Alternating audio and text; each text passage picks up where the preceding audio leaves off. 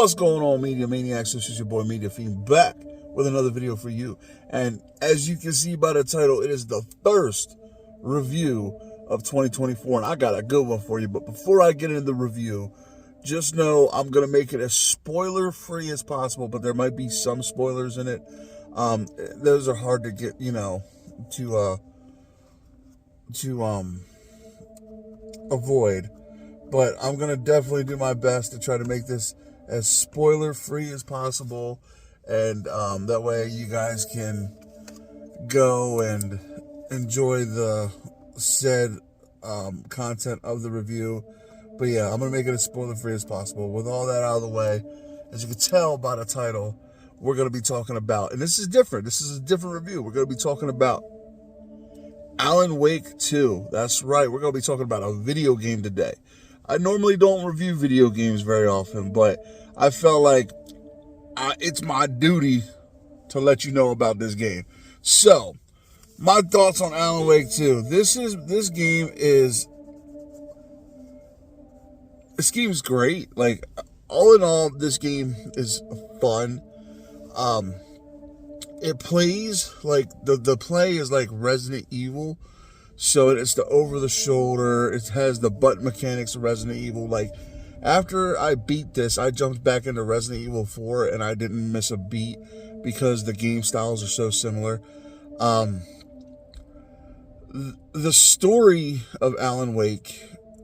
Okay, so if you guys don't know, the story of Alan Wake, the story is it's this writer who goes to this Washington, the state of Washington, this town called Bright Falls, him and his wife, for a vacation in the first one, but his wife actually had an ulterior motive, like not malicious, but it was like he's a writer and he had like a bad case of writer's block, and so his wife took him to Bright Falls to meet with this doctor, kind of like to get the creative juices flowing again so he could write, because that's how he makes his money.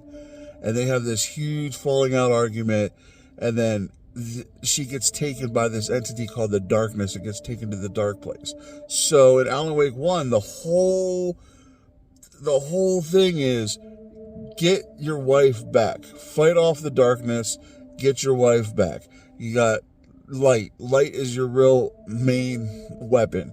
In Alan Wake 1, you found different upgraded flashlights, and you have to shine your light on the darkness to break their shield, and then you can kill them with a conventional weapon like a gun or anything like that.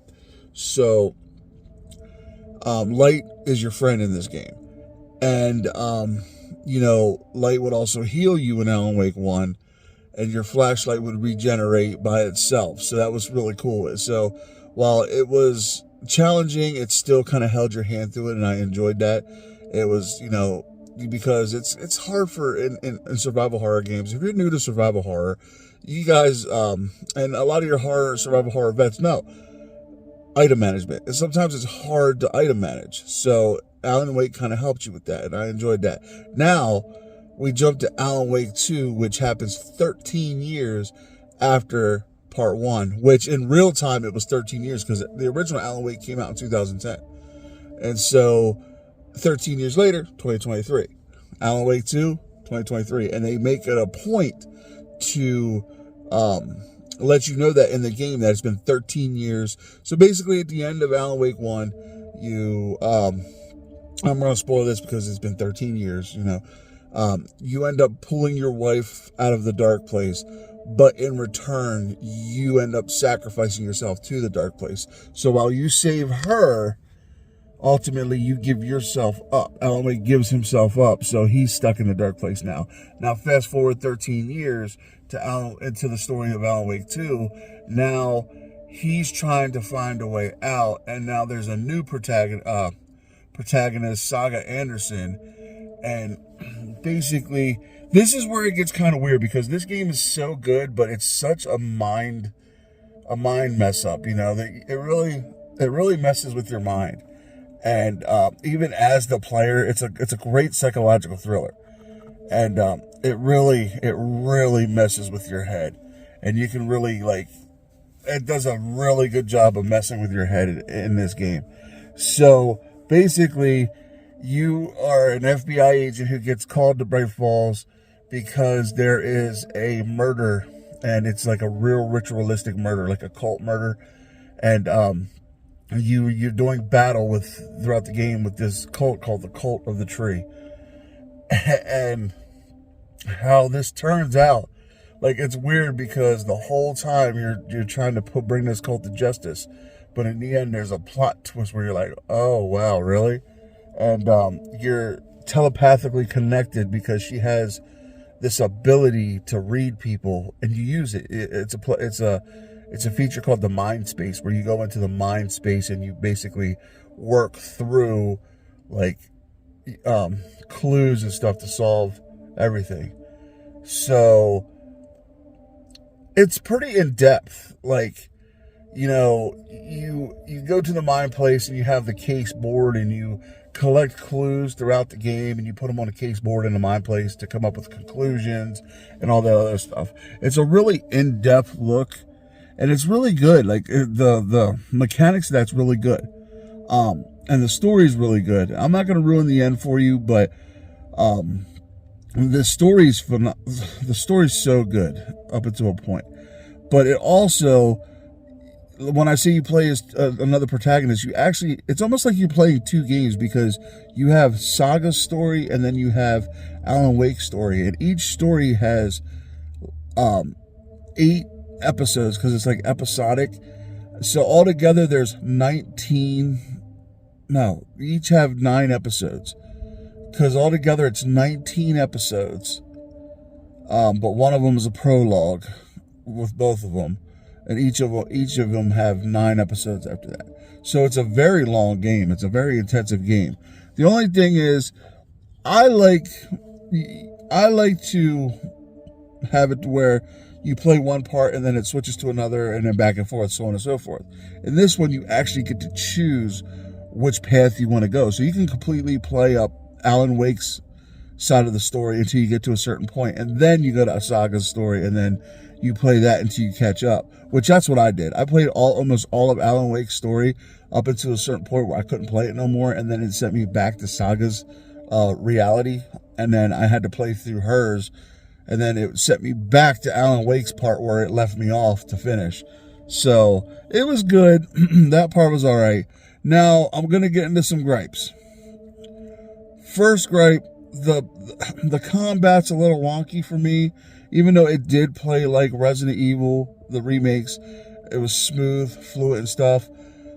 They did away with, in Alan Wake 1, you could shine your flashlight onto the the darkness and it would slowly take damage. But you could also hit it with a straight beam and it would make the damage happen quicker. Well, in this one, it didn't work that way. You have to hit it with a straight beam, so you're constantly going through batteries. And in this one also, the batteries didn't automatically recharge, so you had to find batteries, and it was hard to find batteries.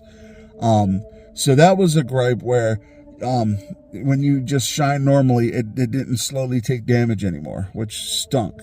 So you had to hit it with a beam, and then it would do the damage. Second gripe I have is with the light. Like in Alan Wake 1, there was like bright lights and stuff that you could run under and heal. And it felt like you needed to get to the light. In this one, however, all the bright lights did was kind of like hide you. So like if you were like getting your butt kicked, you could run into a bright light and heal. Like it didn't heal you anymore automatically. You had to heal yourself with like med packs and stuff, but it would hide you from the darkness, which I thought was kind of meh. You know, it took away the urge to want to run under the light, you know what I mean? Because if you have, you know, if you're decent, you didn't have to worry about it too much. But yeah, those were 2 main gripes for me, and they were big gripes, unfortunately, because there were 2 big mechanics that they took from the first one out of the second one. But all in all, the gameplay was great. The story, like I said, was a huge mind mess up. It messed with your mind a lot. Wait until you guys get to the musical part. That was pretty cool. And guys, the soundtrack to Alan Wake 2, holy crap, it's a masterpiece. There's a song on here called Anger's Remorse by the Old Gods of Asgard, which are like characters in the game. Beautiful. It's such an amazing song. I actually listened to it without like playing the game. Like I looked it up and downloaded it because that song is just amazing. Like all the songs in the game are really good. Like it's a real 80s metal feel to it. It's such a good soundtrack. I can definitely understand why. I think it won best soundtrack in the video game awards. I can see why. And I can also see why this game was nominated for Game of the Year. Okay. Now, with all that being said, with all that out of the way, I will say I did not like the ending. It felt like you did all this work and you went through all this hell, and the ending was very lackluster. It was one of those cliffhanger endings that I can't stand cliffhanger endings, especially because throughout the whole game, you're just so stressed out. Like, this game messes with your mind. And I'm thinking, there's times I'm sitting there thinking, am I going crazy? You know, in real life, am I going crazy? Like, what the hell's going on here? But I did not like the ending. Hate cliffhanger endings. But it just seemed like it was like all that turmoil, all that pain for that. You know what I mean? That was a big part for me too. So with all that out of the way, all the goodness, all the badness, which wasn't bad, wasn't that much at all. I think I had 3 gripes. It was the ending and some of the play mechanics during battle. Your boy's going to give this game a 9 out of 10. I can definitely see why it was up nominated for Game of the Year. It's a definite great survival horror game. Couple gripes kept it from being a 10 out of 10. But all in all, this game was fantastic. I definitely recommend that you check this out if you haven't. And another thing, it's not on physical. It's digital only. So that sucks too, because I wouldn't mind having a physical collector's edition or something of this. But anyway, that's not here nor there. But anyways, guys, that's my review. Alan Wake 2. Definitely recommend you check it out if you haven't yet. And if you have played it, let me know in the comment section what you think. How'd you like the story? Did you like the ending? Was the battle mechanics for you okay? Like I said, for me, I didn't really care for them too much. But yeah, guys, great game, 9 out of 10. Definitely check it out. But all right, everybody, with all that being said, I love you guys. Thank you guys. Don't forget, if you haven't done so yet, hit the subscribe button down below there and that notification button that every time your boy Media Fiend throws out one of these, you know, reviews or an unboxing or beard videos, because I'm doing beard videos now, or anything like that, you're in the know. Also, just know that I love you guys, and you guys mean a lot to me, and 2024 is going to be a big year for all of us on this channel. So, all right, guys, all that being said, I love you guys. Thank you, guys. And until we meet again, this is your boy Media Fiend saying, as always, be chill. And we out.